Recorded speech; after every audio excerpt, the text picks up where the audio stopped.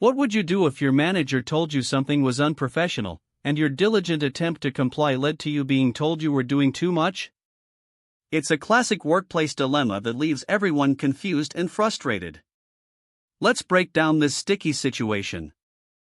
Imagine this: your manager gathers the team, noting that employees leaving their desks without notification is unprofessional. It sounds simple, right? But for one employee, this directive was taken with extreme literalness. You find yourself messaging your manager for every minor absence, a quick restroom break, a dash for coffee, a trip to the printer. These aren't urgent messages, they're just quick notifications, sent without waiting for a response. Soon, you're sending a high volume of these, sometimes 9 in a single day. Eventually, your manager reaches out, essentially saying, "Hey, these frequent updates aren't actually necessary." Confused, you explain you were simply trying to meet their request for professional conduct. The manager meant well, but their initial message lacked specifics. You, the employee, genuinely wanted to comply, but didn't seek further clarification. This case highlights a critical breakdown in communication that impacts perceptions, productivity, and even mental well-being for everyone involved. Vague directives from leadership. The manager's initial statement about leaving desks without notification being unprofessional was a clear attempt to set a boundary, but its broadness was its downfall. Without specific parameters, it became a blank canvas for individual interpretation. The lack of examples or guidelines on duration, frequency, or preferred method for notification created a vacuum. Ambiguity in directives forces employees to fill in the gaps with their own assumptions, often leading to overcorrection or misinterpretation. When leadership uses terms like unprofessional without defining what that specifically means in a practical, observable sense, it creates anxiety. Employees, especially those eager to comply, may default to the most rigorous interpretation possible to avoid perceived failure, leading to unintended and unproductive behaviors. This also shifts the burden of clarity from the communicator to the recipient. Over-literal compliance without clarification. The employee's response messaging for every single minor absence demonstrates an extreme literal interpretation of the manager's general request. While their intent was genuinely to comply with the call for professional conduct, they failed to proactively seek clarification on what notification truly entailed. This led to an excessive, unscalable, and ultimately disruptive communication pattern. This behavior often stems from a combination of a strong desire to comply, a fear of making mistakes, and sometimes, a lack of confidence in one's own judgment or the implicit norms of a workplace. When specific examples aren't provided, an employee might adhere strictly to the literal wording, believing this is the safest path. It's a miscalculation of context, where the spirit of the rule is missed in favor of its letter. This pattern, if left unaddressed, can unfortunately lead to the employee being perceived as lacking common sense or even passive-aggressive, even if their intent was pure. Reactive and delayed feedback. The manager allowed the issue to escalate to 9 notifications in a single day before providing specific feedback that the frequent updates were unnecessary. Waiting until the behavior became excessive not only created more work and frustration but also reinforced the employee's initial belief that their actions were correct or expected. Early intervention could have prevented the situation from becoming a point of friction. Delaying feedback, especially when a behavior is developing, is a common pitfall. Managers might hesitate to address what seems like minor issues, hoping they resolve themselves, or fearing conflict. However, this delay inadvertently signals to the employee that their current behavior is acceptable, or at least not problematic enough to warrant immediate attention. When feedback finally comes, it can feel like a sudden, unfair rebuke to the employee who believes they were simply following instructions, leading to defensiveness and a breakdown of trust. Proactive, timely feedback is crucial for course correction and maintaining clear expectations. Proactive clarification and expectation setting. For managers, the first step is to always preempt misinterpretation. When issuing directives, move beyond generalities to provide explicit, actionable guidelines. Define what unprofessional looks like in practical terms and specify the how.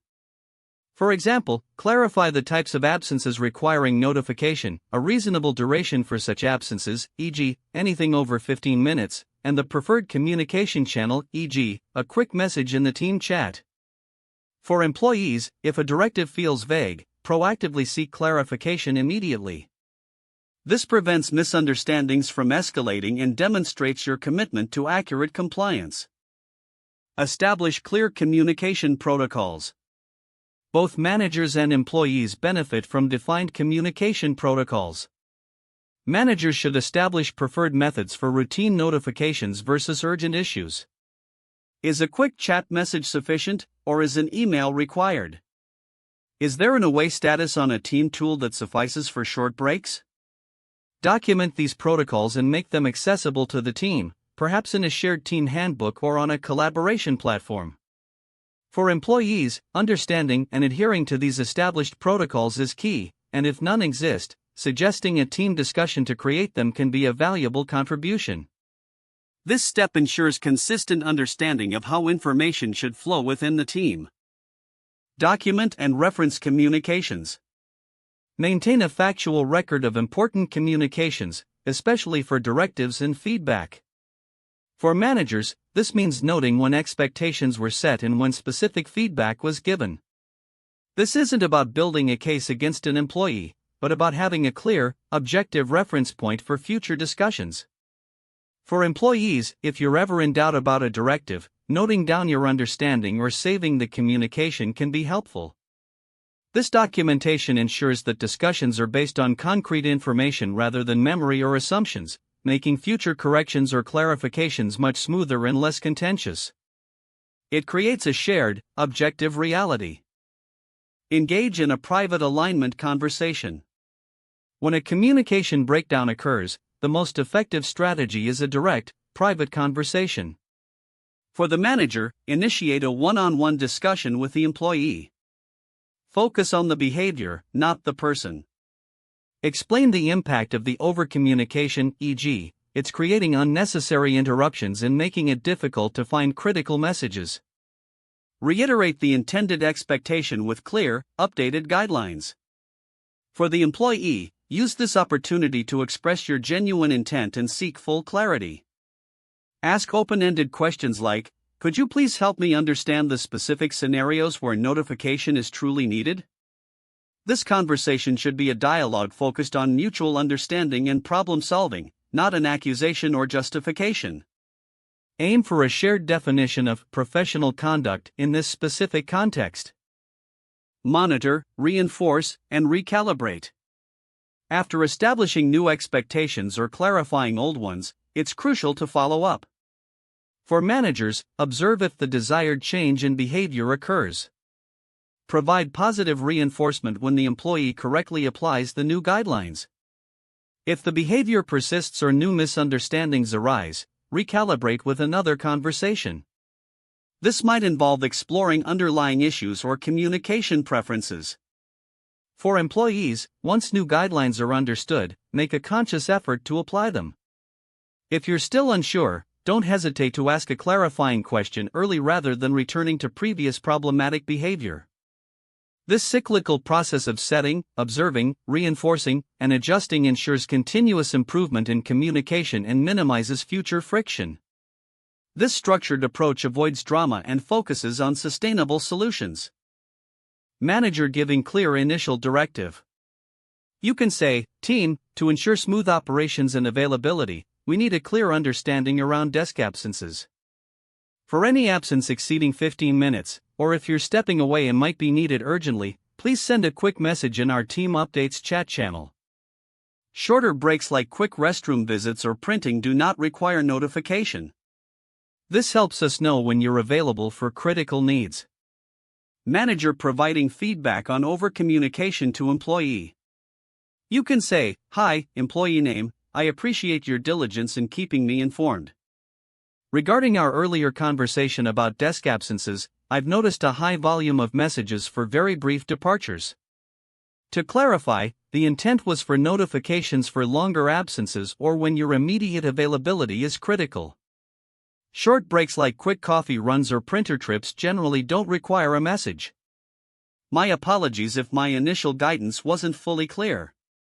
Can we align on what works best moving forward? Employee seeking clarification on an ambiguous directive. You can say, "Hi, manager name, I want to make sure I'm fully understanding the expectation about desk absences. When you mentioned notifying for professional conduct, could you please clarify what types of absences and what duration would require a message? And what's the best channel for those notifications? I want to ensure I'm complying effectively." Don't number 1. Crossmark. Don't generalize or use vague terms like unprofessional without immediate, specific examples. This leaves too much room for individual interpretation and creates unnecessary confusion. Don't number 2. Crossmark. Don't assume malicious intent behind an employee's literal compliance. Often, it's a genuine attempt to follow rules, and assuming ill will damages trust and prevents effective resolution. Don't number 3. Crossmark. Don't delay feedback until a situation escalates to a problem. Address misinterpretations or overcorrections promptly to prevent ingrained habits and resentment. Don't number 4. Crossmark. Don't discuss individual communication issues in a team meeting. This embarrasses the employee and creates an uncomfortable team dynamic, making genuine resolution harder. Don't number 5. Crossmark. Don't solely rely on written communication for complex or sensitive feedback. A face-to-face or video call allows for nuance, empathy, and immediate clarification.